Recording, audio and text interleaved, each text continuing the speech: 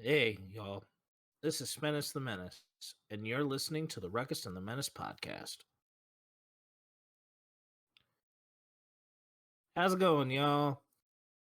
Welcome to the Ruckus and The Menace podcast. I'm Menace the Menace.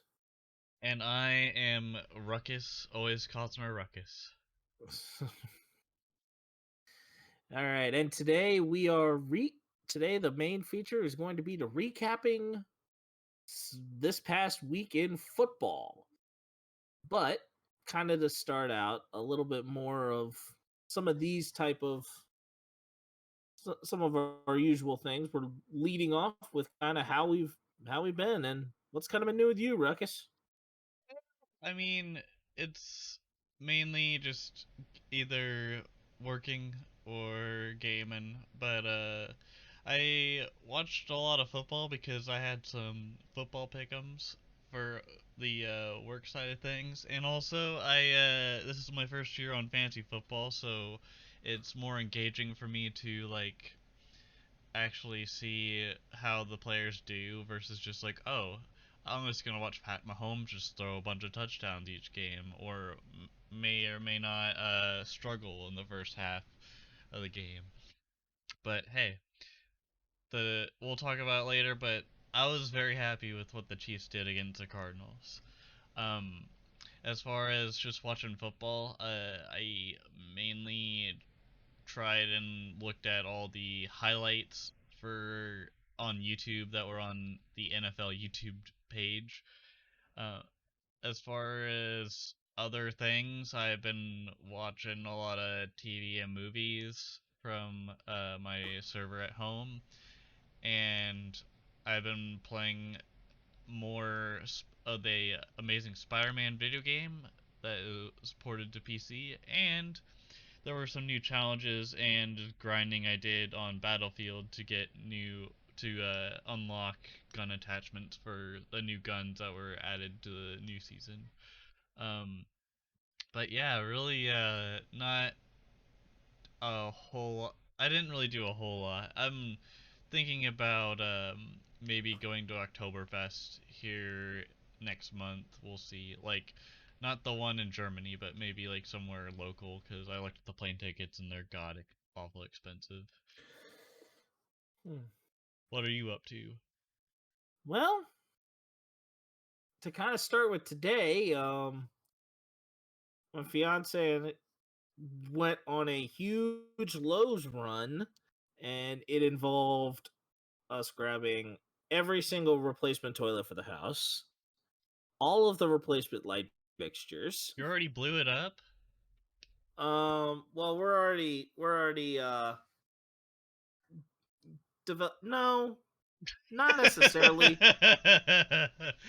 No, Damn, that's not Spence. at all. That's not at all what it is.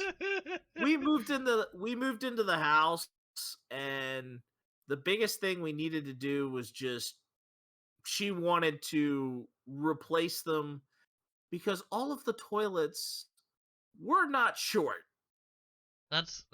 So That's understandable. I was just trying to be funny. and it also makes it more handicap accessible as well by the elevated height on the on the on the apparatus. So we are we are getting taller taller thrones.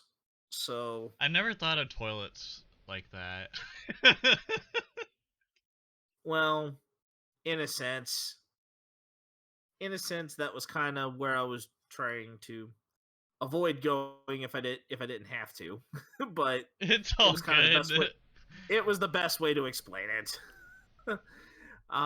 But to go along with that, um, we were replacing the light fixtures because she just didn't like the aesthetic on them, and we're eventually working toward getting painters. I got to go over to the house tomorrow in the morning for the locksmith. So we're getting the locks. So we're getting new locks on the house. So we're making the house more of ours rather than just leftovers of what someone else had. So there's that. I've been playing a little bit of Madden, but what kind of took up most of my week, especially with the release, was NBA 2K, and my team with the removal of contracts has made the mood much more enticing, which may or may not be a good thing. I probably will try and do some more my career tomorrow. I'll probably try and do some my career tomorrow just so I can kind of break up the monotony. But other than that, I've been watching She-Hulk with my fiance, and then on my own, I am now halfway through the new season of Cobra Kai, and it is a very different season than what most have had. And if you haven't watched any of it yet, I will not spoil anything because we are still within the window of no spoilers. And I'm not finished yet. I don't So, plan to watch it, so you do yeah. you. Yeah. But that's definitely been majorly on the list of things to do. Um but shall we get right to kind of what we do and get right to the sports? We go. Yeah, let's do it. Sorry, that Well, was a YMH joke there, where they go to like their first video. Here we go. All right. all right. So, staying with basketball, actually, Tim Hardaway and Manu Ginobili are among the enshrinees that were sent to the Naismith Basketball Hall of Fame this past weekend. I actually had a former coworker of mine from when I worked at the paper actually go because he's he's now covering WVU sports for a network in Morgantown, That's pretty and slick. the reason why he got to go is because one of the notable enshrinees was Mountaineers coach Bob Huggins. The other notables that stuck out were Swin Cash of the WNBA and former Sonics and Nuggets coach George Karl. A couple of other major MLB milestones that stuck out. The Pujols 700 watch. The machine hit 2 home runs this week to pass A-Rod. And he is now at 697. And so he's now 3 home runs away with about half the month and a little bit of October to go. Aaron Judge 60 home run watch. Judge yesterday hit home runs number 56 and 57, and Julio Rodriguez becomes a member of the 25-25 club in stealing a base the other day. But now the fun part. The plot is thickening in some of these major wildcard races.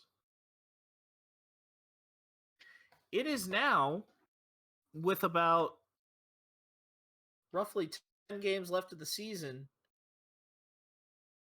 it looks like for the better part of it, the AL may very well be set unless the Orioles go on a huge win streak and Tampa Bay continues to fall apart.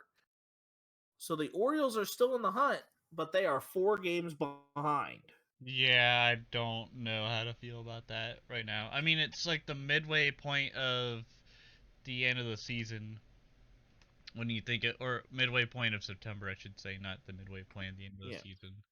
That was July. Um, Yeah. but yeah, um, as far as the NL seems to be pretty ready to go. I mean, San Diego still has to. There's a 1.5 game lead for the last spot. But in talking about the AL, we're going to stay there. That's fine. Sorry. Baltimore won the last remaining 2 games of the Battle of the Beltway. So here's what Baltimore has remaining: a 3-game set with Toronto, a 3-game set with Detroit, a 4-game set with Houston, a 4-game set in Boston, a 3-game set at Yankee Stadium, and they conclude with a 3-game set at home against Toronto. So there's 6 games with Toronto, 3 with Detroit, 4 with Houston, 3 with New York, and 4 with Boston. So, where does this leave the Tampa Bay Rays remaining schedule? Well, the Rays will be wrapping up a 4-game set with Toronto tomorrow. Then you have a 3-game set with Texas, a 3-game set with Houston, another 4-game set with Toronto, a 3-game set with Cleveland, a 3-game set with Houston, and a 3-game set with Boston. To So, me, it based, seems like the Blue Jays might be the hardest, in my opinion, because of Chapman and you got other key players like Guerrero and so on. well, here's where we're at. The Rays have 5 games left with Toronto. Meanwhile, the Orioles have 6. Have 6 remaining with Toronto. The Orioles have 4 games remaining with Houston and Boston. Tampa Bay has 6 games remaining with Houston and 3 games remaining with Boston.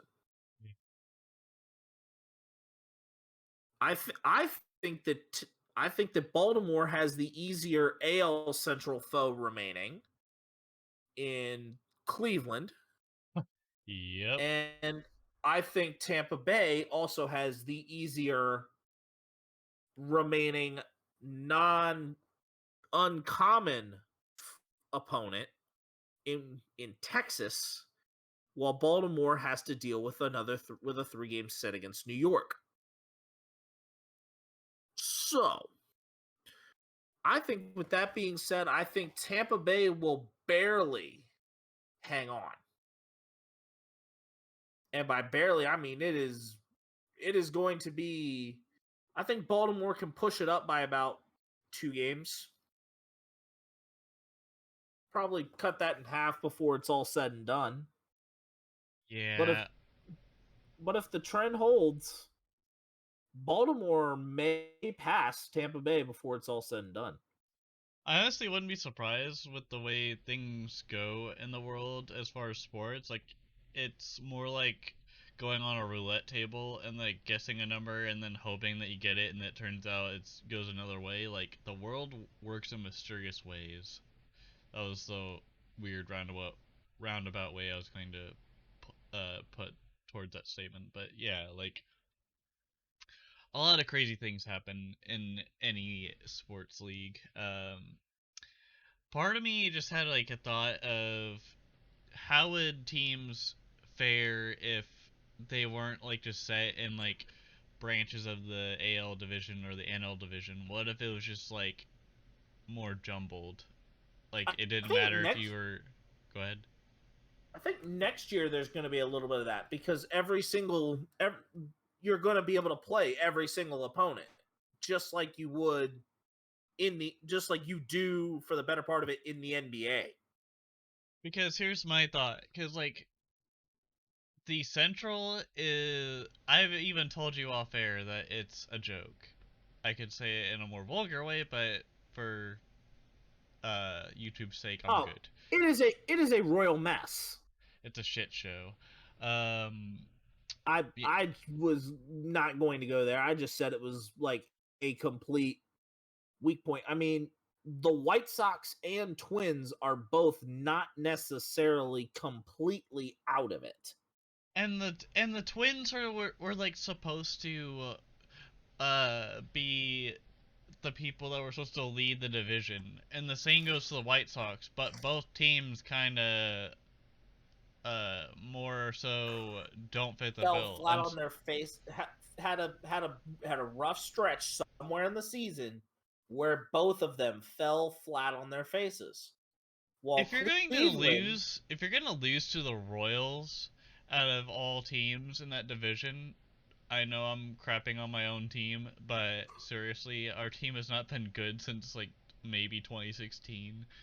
Even then, like as our team got better when we put the rookies in there, but even then, my god, like if you I mean, not you can't win them all obviously, but if you're getting your butt beat by a team that's below 500 and you're not doing like a whole lot to help your team, there's a problem.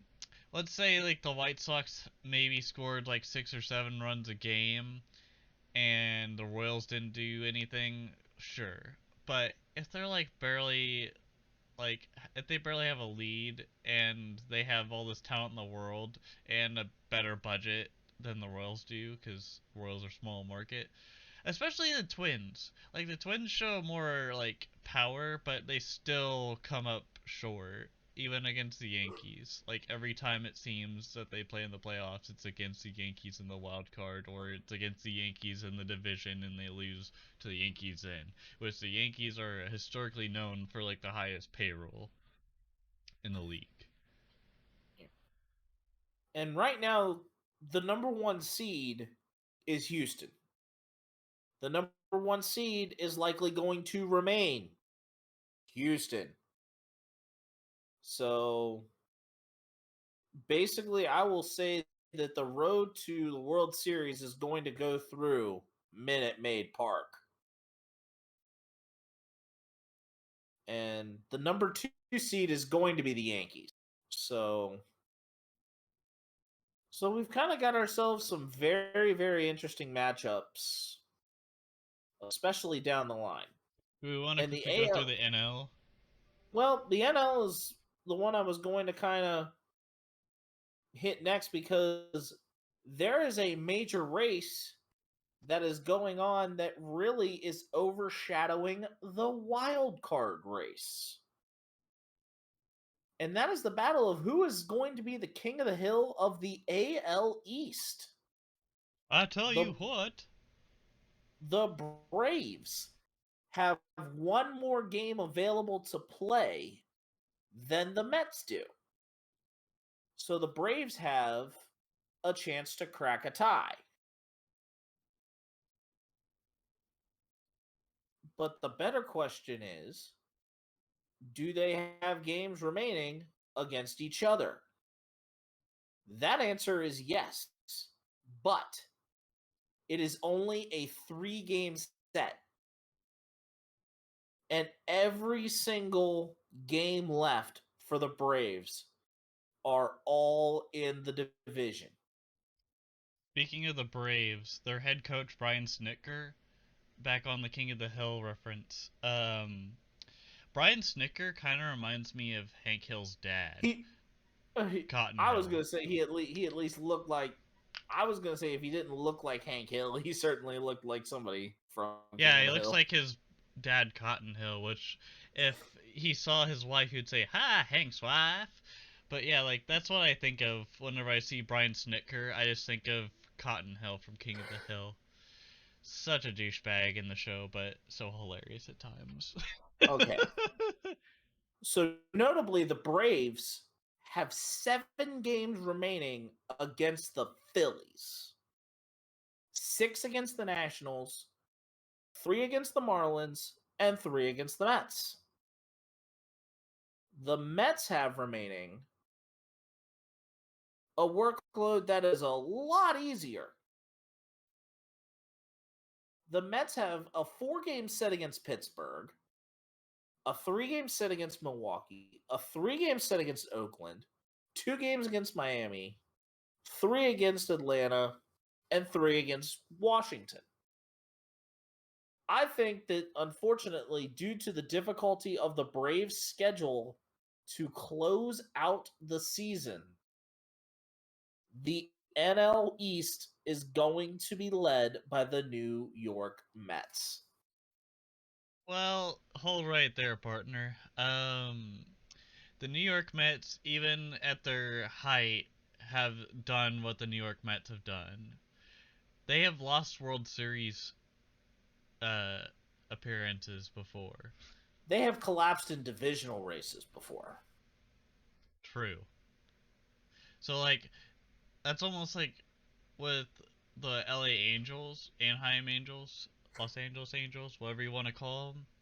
They were pretty darn good when Mike Trout didn't have back issues, and a team that was not even touted to do good at this in this season at all, the Royals swept them.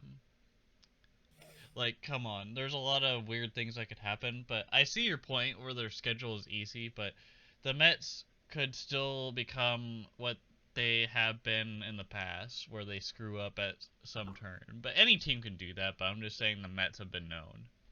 I mean, you have more trap series for the Mets that could happen. You have 4 against Pittsburgh. Now that Milwaukee series is a potential playoff contender. Right. Then you have another trap series in Oakland. Divisional intensity in Miami. The all or nothing series in their 3-game set against Atlanta. And another trap series in the Nationals.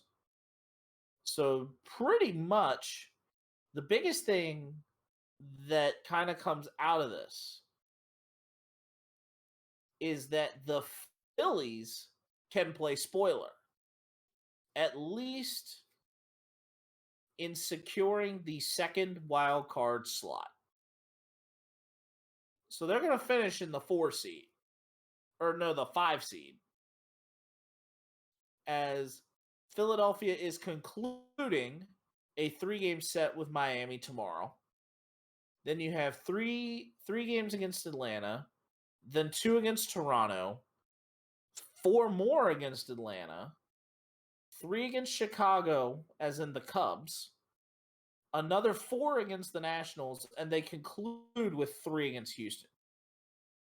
If they secure the second wildcard spot by the time they get to the Cubs, I wouldn't worry too much about them playing Houston.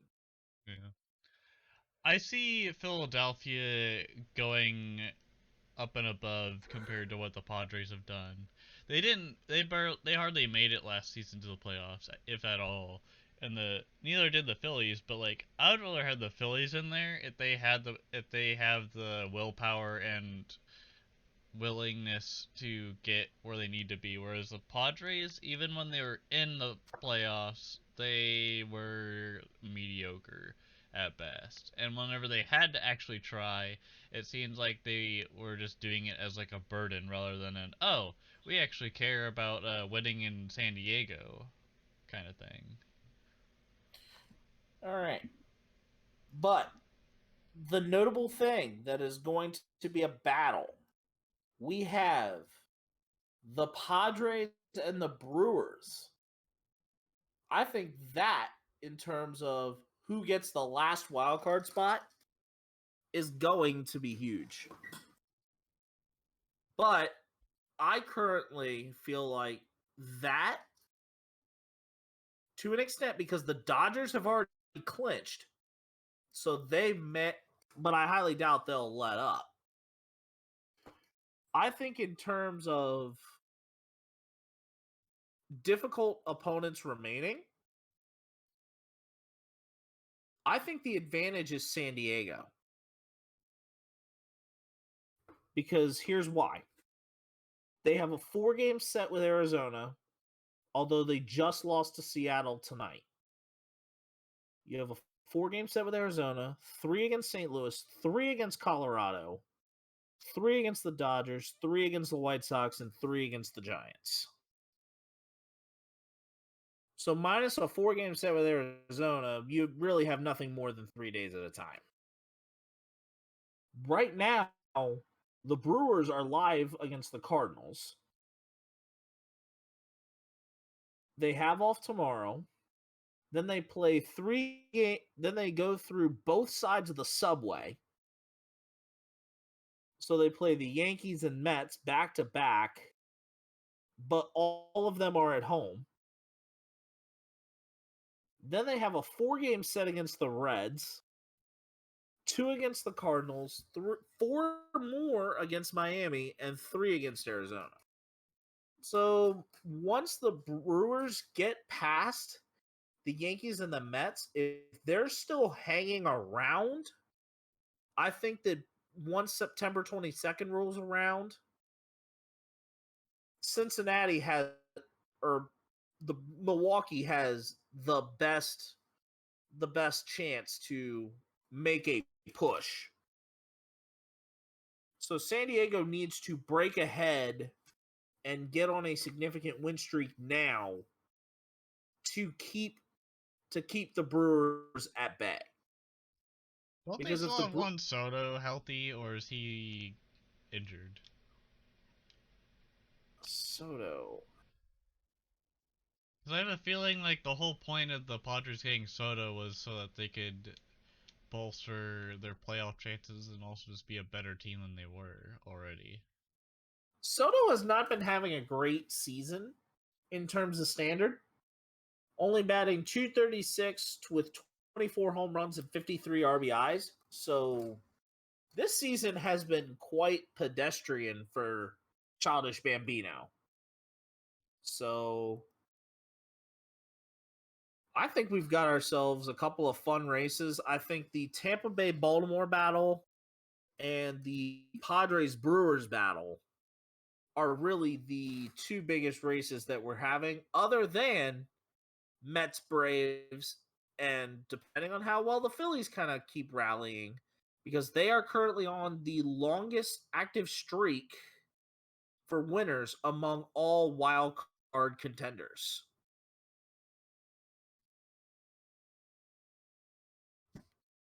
So that to me kind of means that the Phillies right now are the hot team to go along with some of the other pieces of momentum. And we're in for a great finish. That is for sure. Now that we've kind of gotten into the heat of what baseball is bringing, we now go into the high heat of the Week 1 NFL recap. So, some notable games that really stuck out were will definitely be discussed. And we will start with this first question. What team would you consider the most impressive this week? Um, to be honest, I didn't see this coming because I picked Green Bay to beat Minnesota in my works pick'ems thing, and my most impressive team was the Vikings. Not only on offense with Justin Jefferson. I'm looking at you, guy that I faced week 1 in fantasy. Lucky duck. Like not only on offense but on defense, they looked really good. Like Zadarius Smith, a former Packer, looked amazing as far as like the defensive stuff they had, and the Vikings just in general just looked good, whereas the Packers looked like they were still doing some stuff. Did not look good.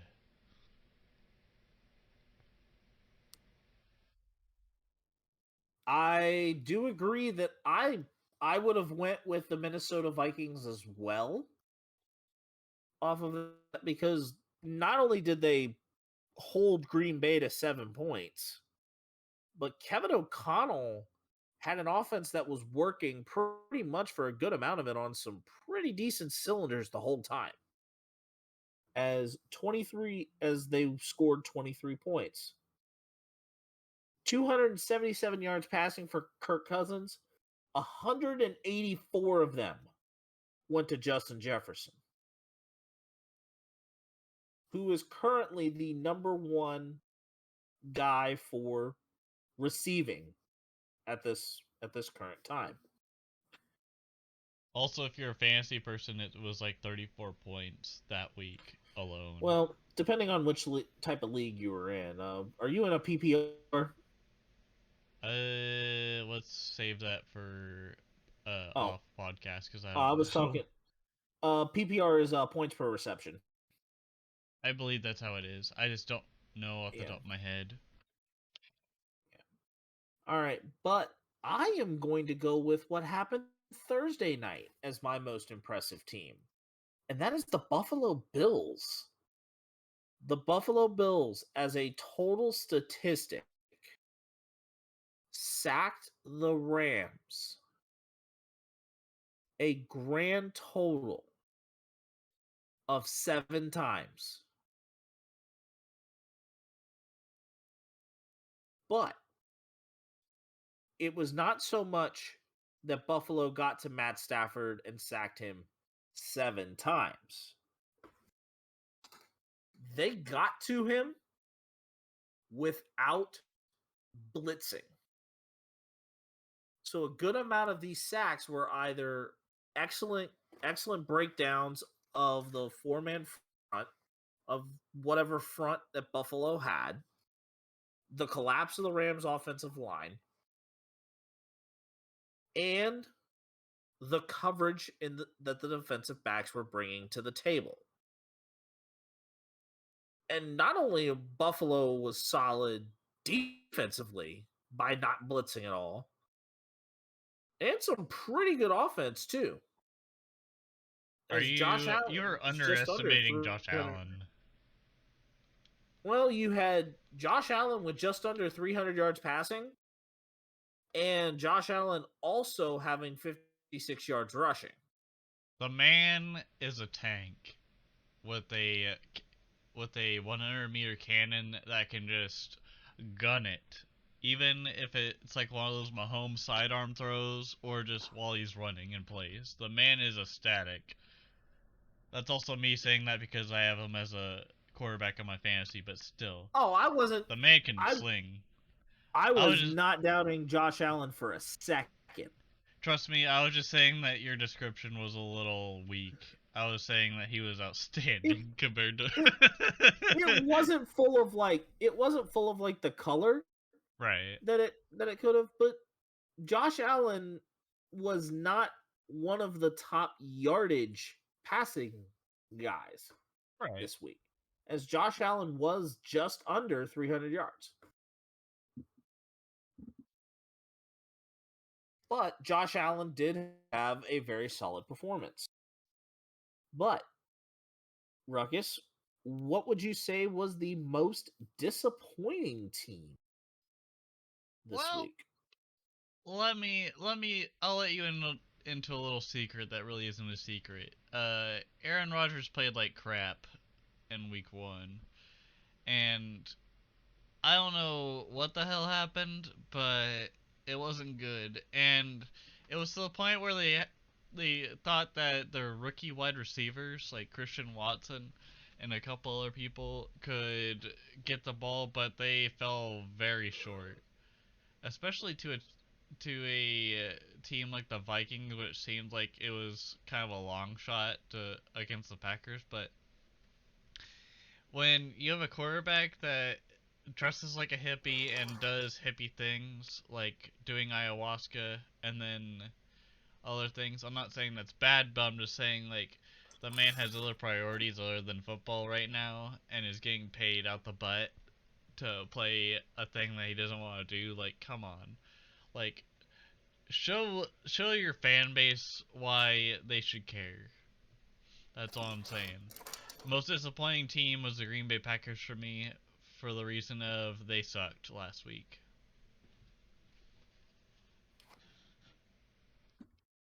Okay. I I would go with Green Bay, but I think there's a little bit of a chemistry and benefit of the doubt that you kind of need to. I think I'm gonna kind of be a little bit more patient with Green Bay about, because receivers are definitely not all that experienced.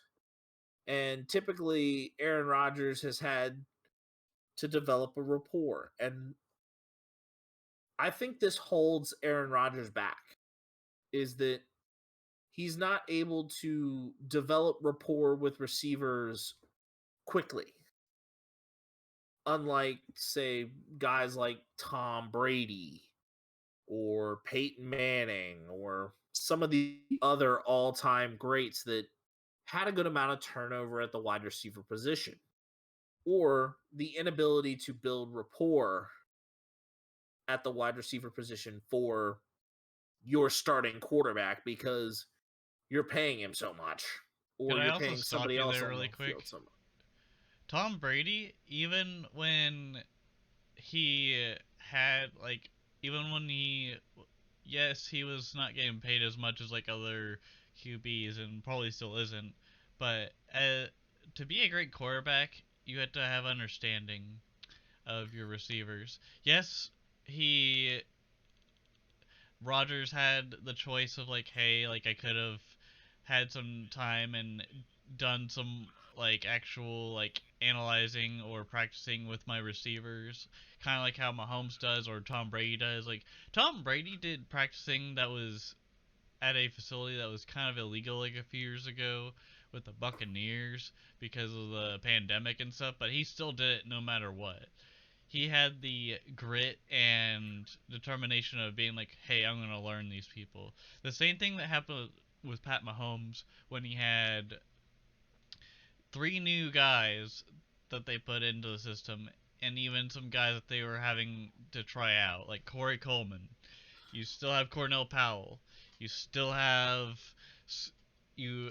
At that point, didn't even have Sky Moore because the draft didn't even start because it was still off-season stuff. But you had You still Nicole MBS, Harmon. right? Nicole You Harmon. right. That was the one guy that they kept out of that whole wide receiver line then. But again, you still have Juju and all those guys. Patrick Mahomes took the time to build chemistry with those guys and everything. You don't see anything with Aaron Rodgers being like, "Oh, I'm going to actually give a shit about these players and actually practicing with them other than at practice."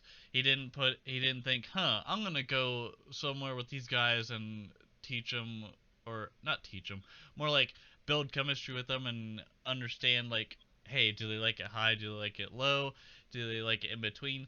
They obviously didn't know what the hell they were doing that first week. And yes, the first week can be a hit or miss depending on who you're playing and also how things go, but still. It doesn't to me it doesn't seem that Aaron Rodgers cares. And that's why I was so rough on him and the Packers this week and on your discussion of why Rodgers was obviously not doing that well. And your point is valid. I was just saying like, hey, like this is how I see it. Yeah. However, I picked a couple of different disappointments. The first honorable mention that I'm going to give is the San Francisco 49ers. You lose 19-10, giving up 19 unanswered to the Bears in the rain on the road. Okay. Granted that on the road, it's a little tougher. It's Soldier Field, it's a difficult place to play. The conditions are complete crap. But that's a defense that needed to continue to wake up and stay awake through that entire game. And this was Trey Lance's first game. And honestly, I don't feel like he did all that impressive. Jimmy G should have been the starting quarterback in San Fran. Plain and simple, Trey Lance to me is not ready. It's like you've got Jimmy G as Thor and Trey Lance as Iron Man, and Thor has slammed Mjolnir into the glass, and Trey Lance cannot move that hammer, he is not worthy to rule Asgard. I'm sorry. Jimmy G should still be the starting quarterback in San Fran. Yeah, sounds like an overreaction, but at the same time, it's a valid overreaction. Like, yeah, if you're a San Francisco fan, or if you're just someone observing from this, just like we are, and you are especially, like, the man didn't look ready, but I kind of want to see how he plays when it comes to proper field conditions, but also just That is true. another chance. But yeah, Yeah. I see your point. Jimmy G But needs to show, obviously, give him some pointers, and or like maybe Jimmy G just needs to show him how it's done, and he could just learn from the sidelines and from coaches. yeah. But we just don't but basically the biggest thing that kind of needs to be done is you gotta avoid the ship, like you gotta kind of avoid this hitting the fan Right. and exploding out into some other problem. However, though I could have also been hypercritical of Dallas. You have an injury to a quarterback that kind of affected things. Yeah, Dallas didn't score a single touchdown. But my other disappointment was the New England Patriots. All this Bill Belichick hype that everybody gives him, like, oh, he's the best coach. Stop it. He's as ugly as his son. Just stop it. I know I'm going with the Jordan like meme at this point. Like, just stop it. Just stop it. Yeah, buy a Big Mac and get some help.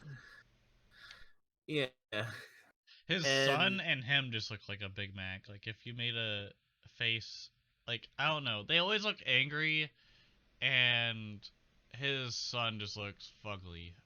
I'm sorry, the genetics did not paint a good picture for the son. Bill Whoa. Belichick just looks like Gollum from Lord of the Rings when he needed to pursue retirement. Dude, it's like it's me, dude. So like, if there was like a GIF or like a short like video for like a meme of how I would see like Bill Belichick and his son, it'd be like that scene in Goldmember when Austin Powers sees the guy has like a mole on his face and he's like, "Whoa!" and then he goes, "Mole, mole, mole, mole, mole," but it's just like you see Bill Belichick and then you see a video of his son. You're just like, oh no. But uh, the biggest thing was that yeah, New England did turn the ball over 3 times.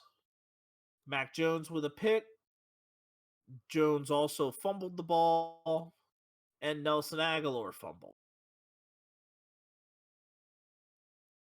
But I will also say that Miami,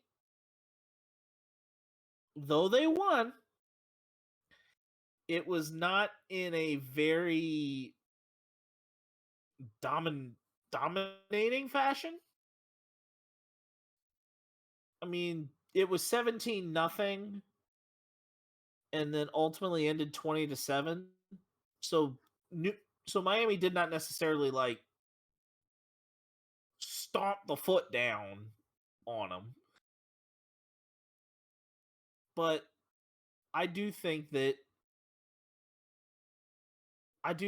New England definitely with Belichick and how this whole framework of this reputation, Belichick is on the downside of this coaching career right now. And it's at to the point where he is probably, if this doesn't go any better, he's probably going to fall off a cliff. he falls And into a dumpster fire like the Browns organization and gets signed over there. but but I definitely just feel like New England definitely did not do really enough to set itself as something that was worthwhile. Now that we've kind of gone through the teams, who was the most impressive player for you this week? I'm gonna go Josh Allen of the Buffalo Bills because of the fact that yes, he's shown like, hey, I can do this or that and show you what I'm about, but the man is like a caliber player where he could take a hit and multiple hits without getting severely injured, but the man can also gun it and also rely on his targets. Yes, he doesn't have Cole Beasley, but Jamison Crowder, that was originally a New York Jet, is looking very like he fits in with the Buffalo Bills offensive scheme. Yeah. But I'm going to say honorable mention for me to Carson Wentz of the Washington Commanders, having really a performance of 313 yards, 4 touchdowns, and 2 picks. However, despite throwing the 2 picks, Wentz did not get down on himself, was able to hit McLaurin and Jahan Dotson for 2 different touchdowns to get the Commanders right back into it and a 28-22 victory. But the number one performance for me this week goes to Saquon Barkley of the Giants, running basically all over the Titans. 18 carries, 164 yards, and a touchdown.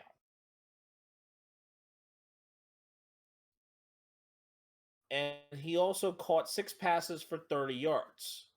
So he is currently averaging 9.1 yards a carry right now and is leading the league in terms of rushing yard total. So this was a dominant performance for Saquon. And I think that Saquon could be back to a fully healthy season. And though I am not a Giants fan, if that were the case, I'd fully respect it. And I would have no choice but to respect it. As this is the Saquon that everybody was thinking was going to come out of the draft.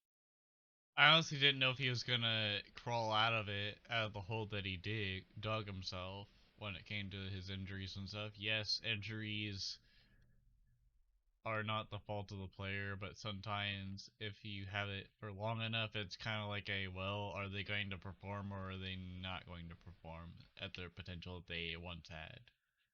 Running backs that come out of Penn State historically have not panned out extremely well in the NFL.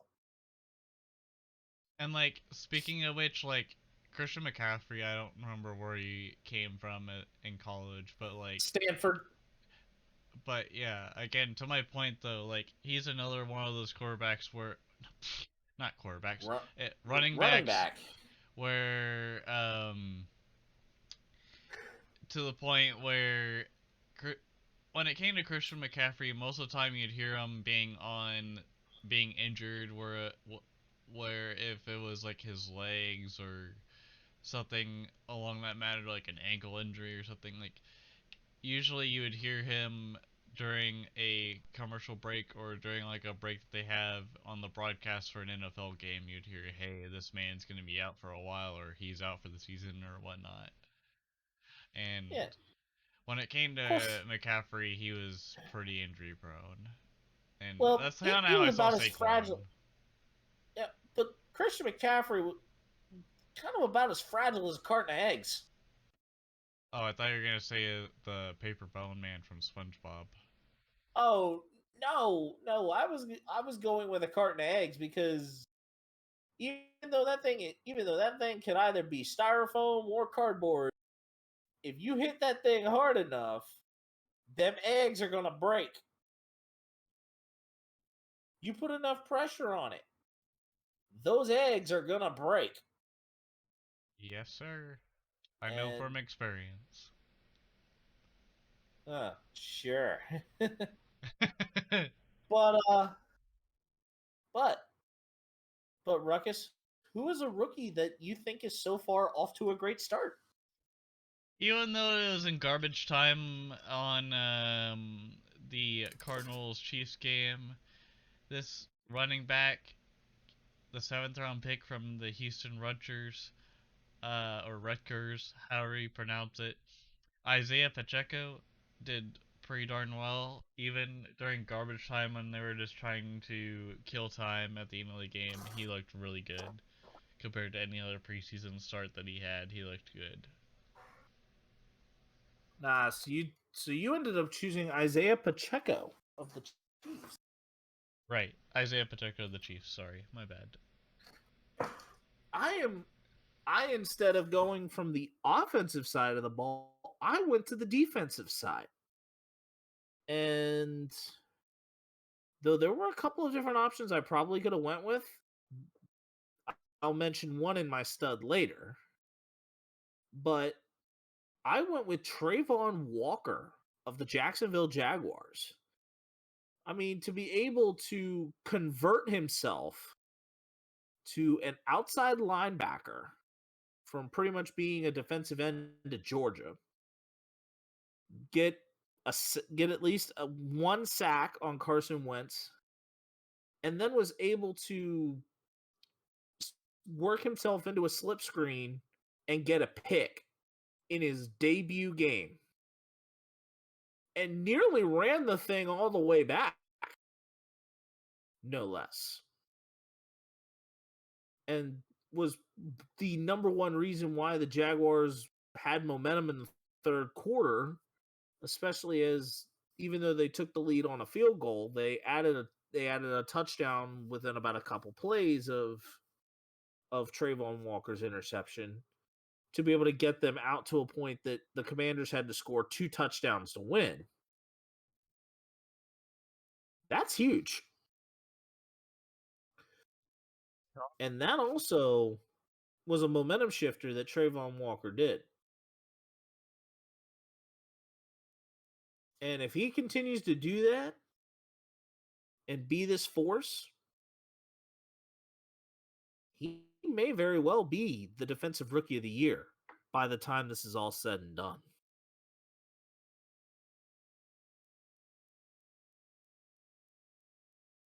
What was the biggest bummer that was set for you all week, Ruckus? I would have to say the early injuries to key players this week that started. So Dak Prescott with his hand injury. Then you have TJ Watt with his pectoral strain. Then you have Elijah Mitchell with his, I believe it was like something with his leg. Kyle Fuller with his season-ending injury. Jamal Adams with his leg injury. I believe it was an ankle or something, but he was out for the remainder of the game against the Broncos. And that's and then Harrison Butker with his week-to-week injury where he rolled his ankle on the start of a uh, kick return for the Arizona Cardinals. All right. But when you trade, but your kicker injury transitioned to my most disappointing thing. Kickers, kickers, kickers. No, Beetlejuice is not coming out with me saying that 3 times. And I avoid Candyman by saying this twice. By not saying that, saying just that in plurality twice more. So the first one that really sticks out is Pittsburgh Cincinnati. multiple field goals to win the game between Boswell and McPherson that were blocked due to a bad snap, missed due to a bad snap, stoinked off the left upright, and then eventually, as time was expiring in overtime, Chris Boswell makes the kick. The Tennessee Giants game, where Tennessee misses a field goal in the waning seconds from inside 50 yards to get the victory there, or to fall to the Giants. Denver, Seattle, McManus, and the terrible clock management of Denver led to him kicking a 64-yard field goal that he missed. But I give McManus a little more of a benefit of the doubt, just personally on McManus, simply because that kick had the distance. He missed it by less than a foot wide. And then the one that ultimately led to a kicker's job being put on the line, and the Colts ultimately said, Rodrigo Blankenship, you fired. And that is Indianapolis and Houston, as Rodrigo Blankenship apparently had two kickoffs that went out of bounds and then missed the critical field goal in overtime, and to put Houston in good field position, of which they punted themselves out of it. Punted themselves to pretty much settle for a tie. So, and this is also to go on top of that with Harrison Butker's kicking, but they have a suitable replacement in Justin Reed. Not only that, they went for a man that was a former Jet for this week's game, which is tomorrow. But whenever you're listening to this, it's game day. Um, so I think his name was Matt Amendola, or something. I think that's what his name was. Justin Reed, he got his first field goal to work, and go through as good, and then the second one he missed horribly. But even then, like, he was amazing at the kick it start kind of phase. But Harrison Butker still like went out there and like finished off field goals and whatnot, but like just didn't do the kick at start. Yeah, kickoffs. And I But wouldn't be even then, surprised if like, Justin Reed has a future just doing kickoff. Because not only do you have somebody who can boot the ball far as a last line of defense, but this kicker is going to have the ability to lay the wood on you.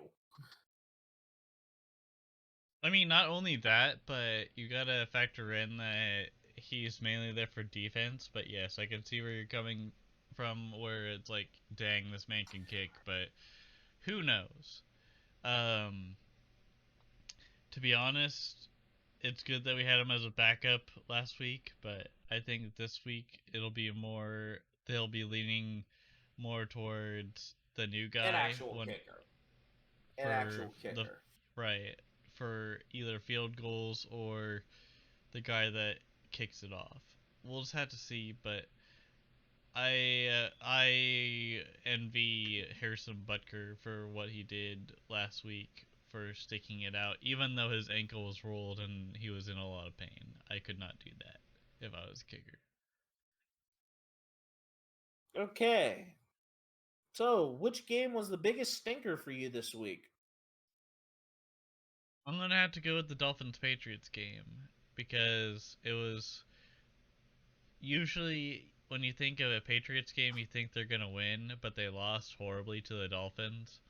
Which, yes, the Dolphins got Tyreek Hill, but even then, like, Tyreek Hill didn't see very many like interest or like high profile plays like he did with the Chiefs. But when he did get plays, it was more like short pass plays, and he didn't get a whole lot of yardage with it. It was more like I'm gonna try to get a first down, but really I only settled for this much, and that's how they kind of used Tyreek Hill at that point. And then when it came to like the actual long yardage plays for the wide receivers, it was Jalen Waddle that waddled into the end zone, and the Patriots obviously just didn't show up. So that's why I showed the. I make it. I'm gonna try and make it seem like the worst game was mainly on the Patriots side of that. I'm going to say for me, the honorable mention, I had 49ers Bears. Just think of them conditions. But I am also going to say that the only game that upon the national landscape that got taken off of the air due to the straight shellacking that occurred, Chiefs Cardinals, is where I'm putting the worst game of the week. Nothing against your Chiefs, but just it was a straight up outclassing that the Chiefs just pulled. The Cardinals were outclassed. They were nowhere near the level of what Arizona was showing that they were.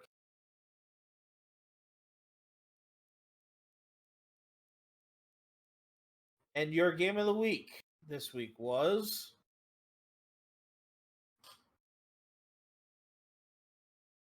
All right, so yeah, when it comes to that game, it kind of reminded me of the Jaguars game that we played like a couple of years ago during our Super Bowl run. But yeah, I can see why you said that it was one of the worst games, because it's like one of those ones where it's like, okay, if you're like a normal fan that isn't biased between either team, you're just kind of like, okay, this is boring. Why would I want to watch this anymore? It's not even close. That's or kind of I'm how just I sitting am here with certain like Monday night games or Thursday night games or just games I see in the background of a normal broadcast, you know? or I'm just over here sitting here like JR, like, by God, stop the decimation. They have just broken the Cardinals in half. My God. Oh, RKO straight out of nowhere. Oh my. Oh my But god. but the best game this week was for you, Ruckus. The best game for me was the Browns and Panthers, because of the fact that um the Panthers, with Baker Mayfield trying to bake a cake and tell the Browns like, hey, like I'm here to get my vengeance on you guys, or my revenge, really, most part. Even though they didn't get the dub, I think in general that game was gonna be one of those ones where it's like, hey, this is gonna be a must watch. Like, hey, come and see this if you're a fan and you understand the downfalls of what the Browns did to Baker. But at the same time, it was a close game. I went with Pittsburgh Cincinnati. In spite of all of the kicking miscues and unfortunate events that happened throughout that game, Pittsburgh Cincinnati was probably one of the best well played games. I mean, the ultimate game winner was then set by a ridiculous catch by Deontay Johnson that barely stayed in. There, there was a good amount of drama involving Jamar Chase and some of the other receivers, so there was a lot of entertainment value to go around. So I am taking Pittsburgh Cincinnati as the best game this week for. And why don't we go into our pick'em that we kind of started the week before to kind of started really 2 weeks ago with some of the college football games and kind of see what we decide to do. what we decided to do. And last week, I barely managed to have a greater record as I went 4-4 and Ruckus went 3-5. I took one for the team. Let's just say that. I am 4 games up in the current standings. The first game is a college football game. Number 13, Miami, Florida, or pretty much otherwise known as the U, versus the Texas A&M Aggies at A&M. Ruckus, who you got? You know, I'm gonna be that guy because I can be. I'm gonna say the Miami Hurricanes are going to flood or open the floodgates against Texas A&M Aggies. I think that with this being at A&M,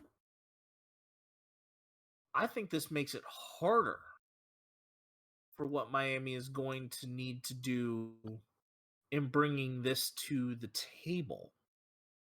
I think the degree of difficulty is going to be what makes the difference. So I am taking the Texas A&M Aggies, gig 'em, as this is also number 13 Miami versus number 24 Texas A&M. So I think Texas A&M needs to find some way to climb.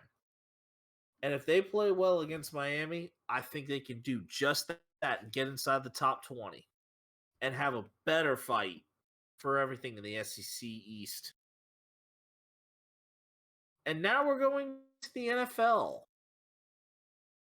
The first game that I set as the one we needed to watch is the premiere of Amazon Prime Video's football season. Your Kansas City Chiefs versus the the LA Chargers. And this game is at Arrowhead and on Amazon Prime Video. I'm gonna be honest with you. I still think of San Diego instead of LA Chargers, even though it's the same thing. Just it's not in San Diego anymore, but it's still in California, for the love of God. Anyways, my pick is the Kansas City Chiefs because they're at home and it's the loudest stadium recorded by Guinness, the Book of World Records, or yeah. So like, I think they're gonna do it. I think they have the horsepower to do it. I will say, because this game is at Arrowhead, I think the score is going to be somewhat close, but I think the Chiefs are going to be the team that kind of moves the needle along and will win. For sure. I think it's going to be a close game. I'm not going to say they're going to blow out the Chargers, but I'm just saying it's going to be very, very close. The next one, Commanders Lions at Ford Field. I'm going to have to say the Washington Commanders, just based off of the grit they showed from last week, but also they have more talent other than a running back. Oh, the Lions are a wow. You sell the Lions incredibly short. Well, Because they have Swift? Swift is questionable though. Yeah, but you have Jamal Williams. But notably, you also have Amon-Ra St. Brown. You have Amon-Ra St. Brown that is going to be a strong player for the Lions throughout any season. I am going to take the Commanders on the road in spite of how gritty the Lions truly are. The next game I have on the list, Buccaneers and Saints. I feel like the talent is gonna go favored towards the Bucks because their defense looked really good and the Saints defense looked pretty shoddy. So I'm gonna say Bucks. I too am taking the Tampa Bay Buccaneers in this as well. All right, Dolphins Ravens, and this is at M&T Bank Stadium. I'm gonna say Ravens because Lamar was cooking with gas, and I think he'll do wonders with Duvernay and the rest of his offense. And the defense, I think, will improve because it's at home instead of away. I am going to take the Ravens as well. All right. The Bengals and Cowboys. Joe Cool versus the backup quarterback for the Cowboys. I'm gonna say the Bengals. Yeah, I am taking the Bengals as well. Titans Bills. And this is a Monday nighter. I'm gonna say duh Bills because Josh Allen actually gives a crap about the game and Tannehill doesn't. He has a Tannehill to die on.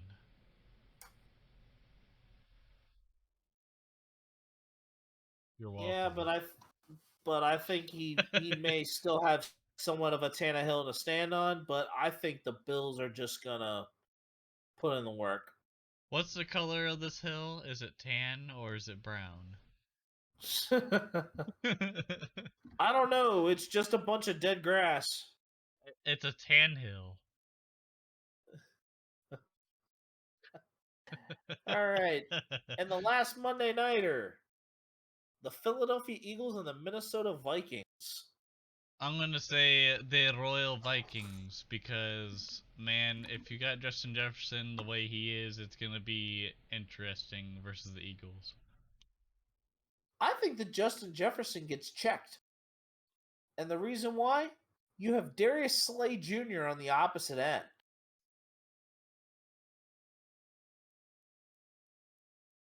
So I really think that this could be very interesting. But I am going to go with Kevin O'Connell. I am taking the Vikings. And I honestly think we need one more game that has a little bit more conflict because we've been just a little bit too samey at this point. But I think the move we got to make Panthers Giants because I'm sure we're going to have differences of opinion on this one. I think it's gonna be the Panthers because of the fact that yes, Saquon had a good game, but what wins is usually the quarterback versus the running back. You can't always use your running back to do everything. Yes, the Tennessee Titans used Derrick Henry as their winning edge against most other teams because Derrick Henry at the time could literally outrun everybody and just truck through everything. But at the same time, Saquon Barkley is not built like Derrick Henry, and nor is he built to really like sustain a whole lot of I guess you could say like destruction. So I'm gonna say the Panthers because you have a quarterback in Baker Mayfield, and the Giants have Daniel Jones, which has just been known to just run around and cause a ruckus, but not in a good way. Okay. So, as far as yards per game, the amount of yards that Carolina gave up in terms of yards, they gave up 355 yards of total offense. And they are number 31 against the run. They are number 31 against the run. I'm sorry. That gives a green light to Saquon Barkley. That gives a green light for Saquon Barkley to run the football. So Danny Jones is not going to need as much. And let's see. What's the ranking of the defensive line for the Panthers? Well, not so much the defensive line. The entire unit was 31st against the run. They are second against the pass. So the Cleveland was definitely very run heavy against them. I think that with the Giants, they could do the same, get a little more run heavy, tweak it a little bit more. But Saquon Barkley is going to be a problem for the Panthers. And it is not going to be close.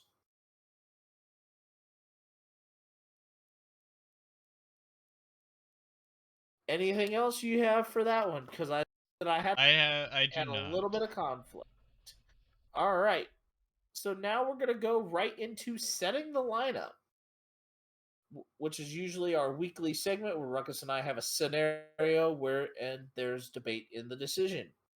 Any suggestions of either, say, like a would you rather, a start bench cut, a rank 'em of some sort? You can mention it to us through the comments section of our YouTube. You can also send us an email or at Ruckus and The Menace podcast at gmail.com. We'll have it down in the description. Other than that, you can, like Spence was saying, you could send a comment. We will not judge. We will just look at it and review it and see if it deems to be in our episode. But most likely it will be, but we'll just have to see. Anyways, let's get on with this saying the lineup segment. This week's segment is a Would You Rather. And it is Ryan Suckup edition. So, which current NFL kicker would you rather have? Ryan Suckup. And the question is, would you rather have Ryan Suckup or Brandon McManus? Suckup. I'm taking McManus. McManus has a stronger McManus can get more yards and put you in field goal range for him is a lot further. Well, here's the thing. McManus is known for that game against the Seahawks, he missed. But in the past, he has missed at longer ranges than he has like at shorter ranges, which is what most field goal kickers have an issue with. But Brandon was the worst at that point. That's just a sign that an offense just couldn't. Well, that was just a sign that the offense just could not get him to the promised land to be able to kick from a much shorter distance. Joey Sly or Ryan Suckup? This is the Commanders kicker. I would have to say Suckup because Suckup just has more experience. I think I'm going to take Joey Sly. Stronger leg. Stronger leg, little more flexibility in terms of field goal distance. Dustin Hopkins or Ryan Suckup? I'm going to say Dustin Hopkins. Yeah, I think I'm taking D-Hop. Ryan Suckup or Randy Bullock? Ryan Suckup. Bullock screwed up in the moment. That's what kind of got me. Talking the Titans game? Yep. Yeah, I think Suckup is a little more consistent. Ryan Suckup or Evan McPherson? I'm gonna say McPherson because the two games last year that he played against the Chiefs, they got a game-winning field goal, and that man was clutch.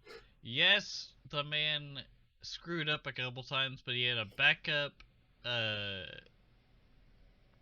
Long and snapper. yeah, long snapper, and that man apparently didn't know how to throw it to him where he would get the late, not kick it with the laces in time like he did in week 1. So I'm gonna say Evan McPherson. That was a Yeah, steal. yeah, I think I'm taking McPherson easily here. I'm gonna skip a few of these, and I'm gonna go Justin Reed. Justin Reed or Ryan Suckup. I'm gonna say suck up because of the fact that yes, Justin Reed can kick it, but suck up has more accuracy than Reed does.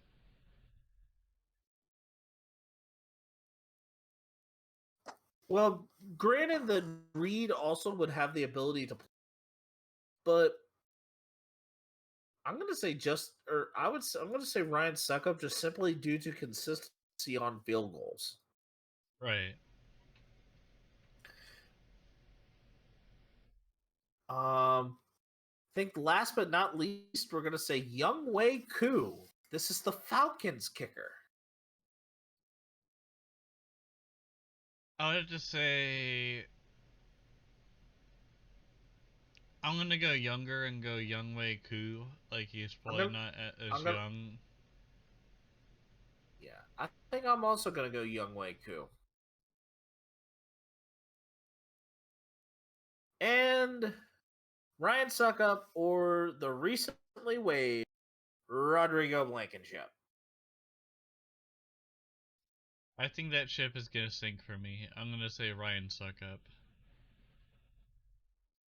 I think prior to some of this rough stretch that he had, the specs still need to be respected, but I think ultimately, due to consistency, at least for this season, it has been currently Ryan Suckup. And now we recap our fantasy football this week. As for me, I fell 130 to 96. I got consistent points from my wide receivers. And there were a couple stinkers everywhere else. I had no major players go off as I had to deal with Jonathan Taylor and Saquon Barkley on the same roster.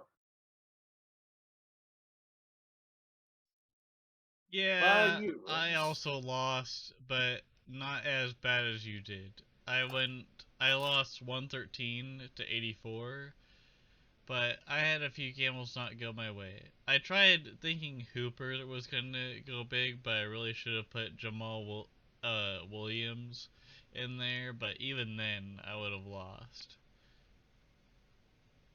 I So mean, I was still closer to 100 because I ended up getting like good regular mainstays. But ultimately, what I really think needed to be done for me was to sit Derrick Henry at Kareem Hunt, and I would have guaranteed myself over 100. And then from there, it just would not have necessarily been in. And that's something that I can just take. I mean, I can take it. It's just like, yeah, I definitely didn't have enough. And with that, we kind of wrap up some things, and we're going to kind of close things out here a little bit with our weekly stud and dud. Ruckus, I'll let you go ahead and go first. all right, so my stud happens to be a Kansas City Chief, and that stud is Clyde Edwards-Helaire with the 2 touchdowns to help the Chiefs get the win. One was on the run, and the other was through a throw through a pass from Patrick Mahomes, and the man looks like he has not missed a beat, and he is here to stay as the starting running back RB1. right. What is your stud? My stud comes from the Commanders Jaguars game. And I am going to go with Jahan Dotson, the rookie wide receiver. He caught 2 touchdown catches in his first career game. That, but the second catches was the go-ahead catch in the Commanders 8-2 or 28-22 victory, where Dotson was just pretty much leaning over, like getting ready to fall back over as he caught it and secured it all the way through. That was huge in and of itself. But that also is showing that I think Jahan Dotson is one of the reliable hands that come about in this year's rookie class. So, what kind of wasn't, or I know you had an honorable mention that I'm sure we mentioned with Justin Reed, but what is your dud?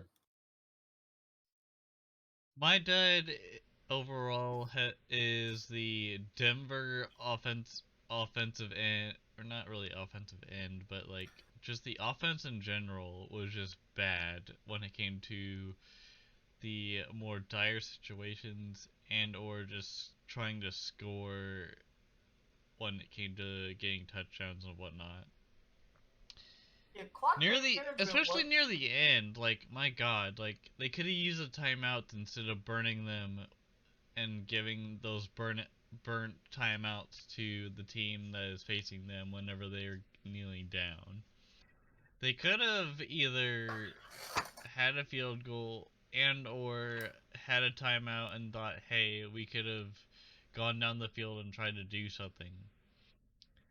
I would have. And go Yeah, that ahead. would have been like throw a couple more underneath passes. You've got a couple timeouts to save a little bit there, and so that I'm not having to burn them as the other side is clocking out or clocking this ball out. And like But especially because like the the head coach was a former offensive coordinator of the Green Bay Packers. Like that man didn't do very well when it came to managing the time, nor did he really decide like, hey, I'm gonna use the man that we paid a lot of money to in Russell Westbrook, and or Wilson, wrong sport. You said Russell Westbrook. I didn't say Westbrook. I didn't say Westbrook Yes, at you all. did. Yes, you did. Pull the. At the end of this episode, you definitely want to pull this back because you definitely said Russell Westbrook. All right, I'll look at it later. But and Wilson, not Westbrook. okay, my bad. Sorry, Westbrook played horrible in LA. But here's the thing. Okay, so Russell Wilson of the Denver Broncos did not have much management when it came to the time clock, and his head coach did pretty bad when it came to that too. They were not on the same page, and that caused them to kind of have a sense of like concern when it came to what they're gonna do, and that's why Brian McManus decided, hey, I'm going to kick this long field goal, but in in the history of Brian McManus actually kicking it Now this being was Brandon McManus. okay. My bad, McManus. I'm just gonna say McManus because then I won't look as big of a fool. But here we go. Anyways, my dud is Denver just fumbling at any chance they get to pretty much beating the Seahawks. Like, yes, they had a couple touchdowns, or one touchdown in particular, but yeah, they did not look good on Monday night. This was completely a winnable game for them. Clock mismanagement hurt them, but then on top of that, the McManus thing, as far as him kicking that field goal, I wish they would have used one of those downs to just try and recenter that up for him. Like, get him a recenter up so he doesn't necessarily feel like he's having to pull the kick just to try and make it. Because that kickoff or that field goal was from the left hash. So in order for that to kind of like come back a little bit, you got to kind of push it out a little. Push it out a little. That kick ended up going so straight when it started that because of the curvature of the curvature, it started hooking itself in as it got deeper and deeper.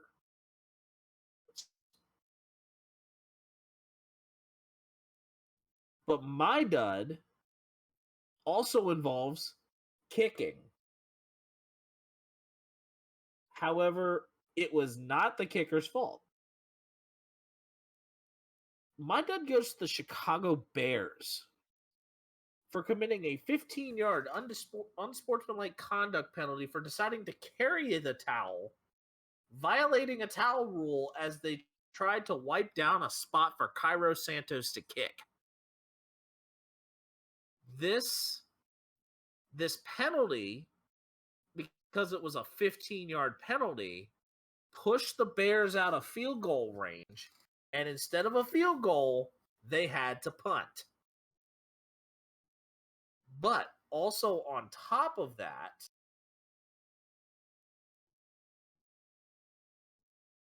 the Bears did still win the game, but it was like the weirdest penalty that everybody's just like, wait, what? But it turned out that an NFL rule involving towels having to be attached to the front side of a player's jersey was what the rule the Chiefs broke. Instead of having something available of that regard.